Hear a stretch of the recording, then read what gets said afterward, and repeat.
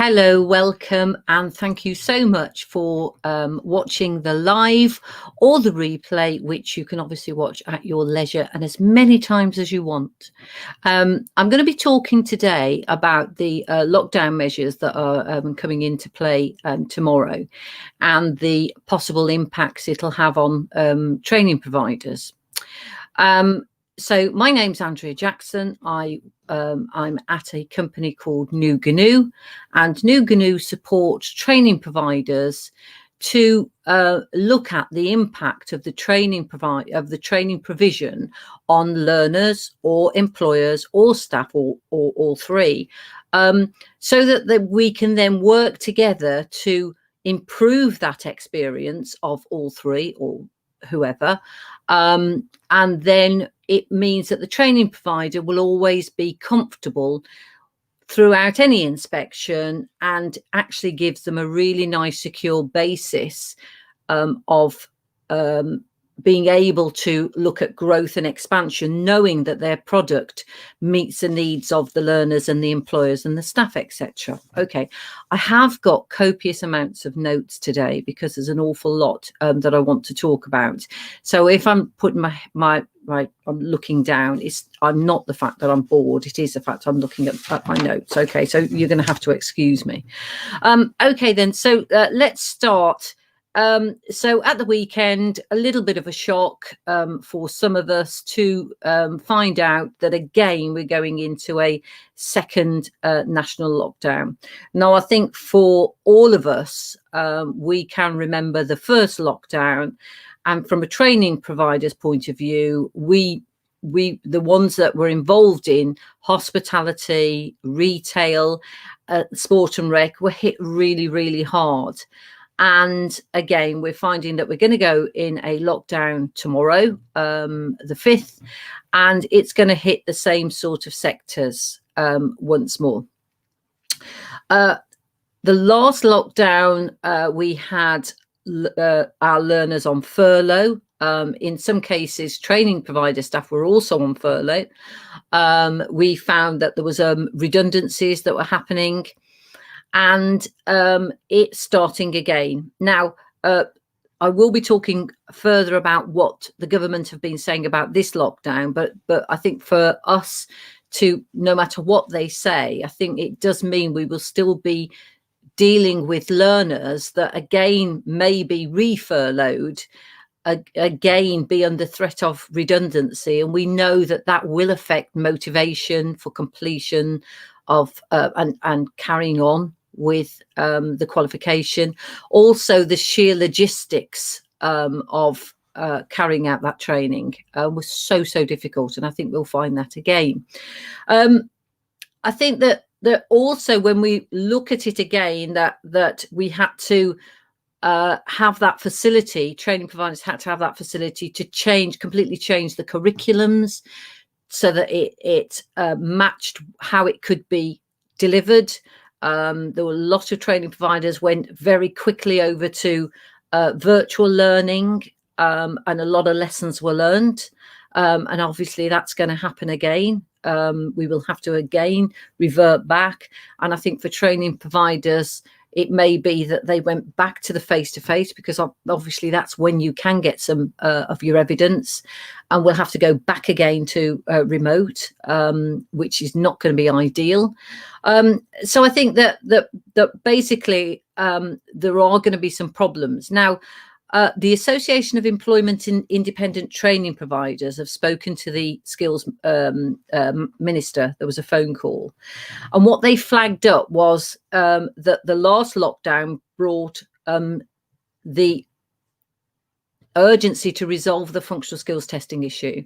So they said, okay, it was it didn't work last time. We need to sort this out. And apparently there is a lot of very good constructive conversations that are happening between the Association of Employment and Individual Training Providers and the ministers to try and sort this situation out, because what we can't have is this not knowing, and knowing that the functional skills could not take place in a classroom, etc. So that's what they're going to be doing.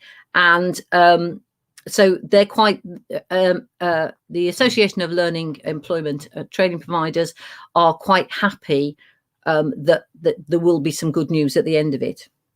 Now, the other guidance we've had from the Association of Employment and Learning Providers has been from the ESFA, Peter Mucklow, and they are very focused on staying open to support young people and vulnerable learners. He's also clear that adults will be covered too under these exemptions. So there are some adult education providers that have been asked about face-to-face provision, i.e. working with the unemployed, and the fact that this cannot be delivered remotely.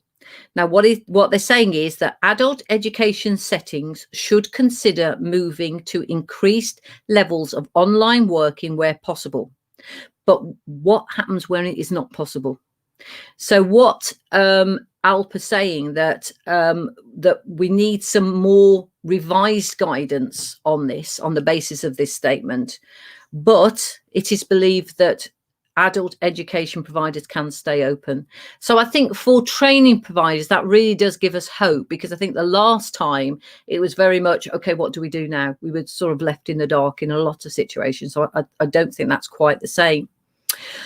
One thing that we found from the last lockdown, reading the interim reports that have come out, speaking to learners during that time, because we were doing some inquiries, is that communication was the key.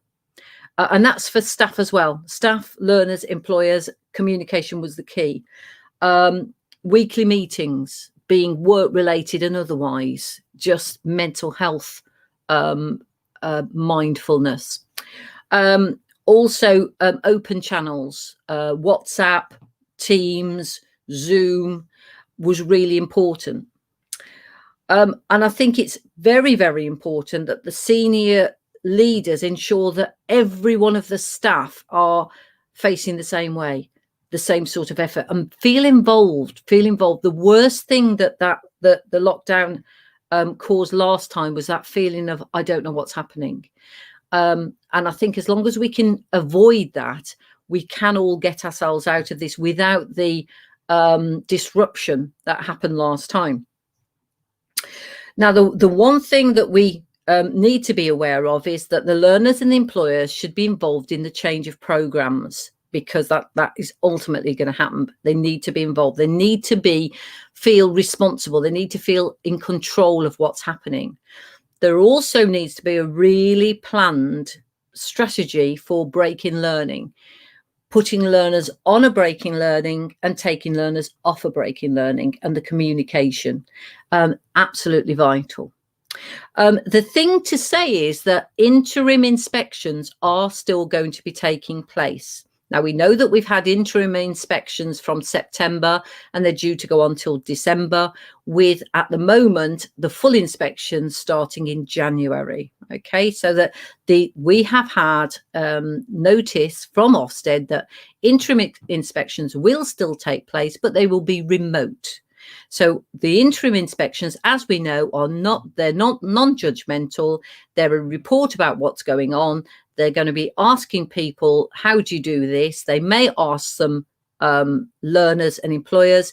But what we found last time from the 10 reports that we had back, there wasn't that much feedback from the learners and employers. It was very much from the staff. However, we do know that the interim inspections are being noted, and obviously if there are any slight concerns, they can go back for a full inspection.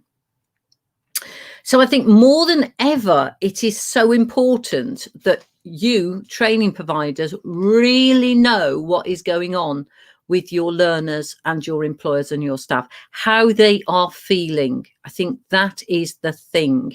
That's the vital thing.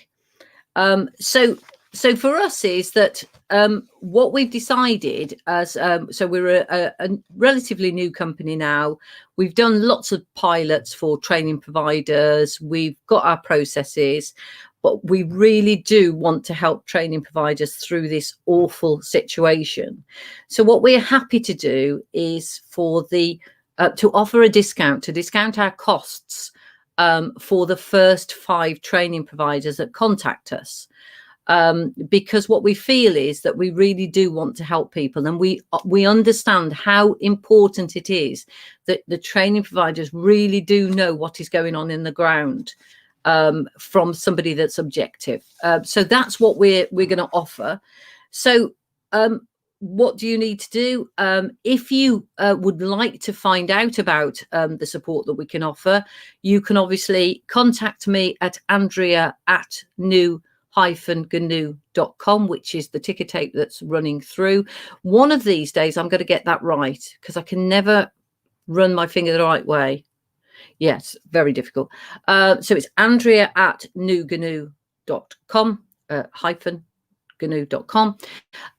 We have a website, and it's www.nu-gnu.com. We've got a Facebook page, obviously Nu-Gnu on Facebook. We're on LinkedIn as well. So if you'd like to contact us, please do. So what I want to say is thank you so much for listening to me. I will be doing quite a few talks as we're going through this lockdown phase, because I think it's really, really important, and there's lots of news that is coming out. And I know, having worked in training provision, that sometimes it's really hard when you've got your nose to the grindstone to actually find out what's actually going on around you, because of that time factor. So thank you for listening. As I say, thank you also for the ones that are listening on replay, obviously listening and watching. But again, there'll be lots and lots of these videos, because I think it's very, very important. But again, if you think that we can help you, as I say, I can't give you a cost at the moment, because obviously I need to find out what you need, and then we'll cost it, and we will absolutely discount that cost to the first 5 training providers that contact us. As I say, on the ticker tape address, andrea@nu-gnu.com, or our website, www.nu-gnu.com. We're on Facebook, we're on LinkedIn. Let us know if we can help you, and I'm quite happy to walk you through the system, what we can do, and hopefully we can work together. The one thing that we don't do is we don't leave you after the first inquiry, because then there's talk about how else do we keep you knowing what's going on. So that's sort of like we're a one-stop shop, really. So again, thank you very much, and I will see you soon at another broadcast for the lives. Many thanks. Take care. Bye-bye.